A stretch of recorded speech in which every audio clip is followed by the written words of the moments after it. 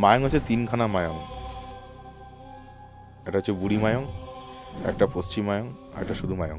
গুপ্ত মায়ং যেখানে আছে, যেখানে ব্ল্যাক ম্যাজিক এগুলো যেগুলো চলছে, সেখানে তুমি একা যেতে পারবে না, তোমাকে মেরে ফেলবে বা তোমাকে কেটে কুটে তোমার মাথা দিয়ে তন্ত্র সাধনা হচ্ছে। তো আমাদের সঙ্গে যে ছেলে ছিল ও হচ্ছে এখানকারই ছিল, মায়ংই থাকে। তো আমাকে বলছে, দাদা এই গণেশ মন্দিরের হিস্ট্রি জানো? কি হিস্ট্রি এখানে? বলছে এখানে না আমরা কেউ আগে বেরাতে পারতাম না ভয়ে, প্রচুর ভূতের উৎপাত, গলা কাটা লাশ খালি ঘোরাঘোরা করে। ওইখানে একটা মহামায়া মন্দির আছে পাহাড়ের ওপরে।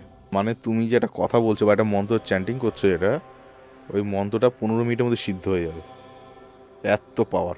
এখানে ঘটোৎকচ এখানে সাধনা করেছিল। এই পাহাড়ের রাস্তাটা যেটা আছে ওইখান দিকে একটা ছোট্ট এই সরু গলি, গাছপালা দিকে ওরা কাটলো এরকম করে, কেটে ওইখান দিকে হেঁটে হেঁটে ঢুকছি। গিয়ে দেখলাম উনি একটা বাঘের ছাল পরা আর একটা কাঠের মতো ইয়ে করা আর 5খানা কুকুর এরকম ঘিরে বসে রয়েছে। ও যে প্রেত কিনবে, তুমি ভূত কিনবে, এখানে বিক্রি হয়। কত করে? ও যে 5 লাখ টাকা। কি করবে সেই প্রেতটা? তুমি যেরকম করে বলবে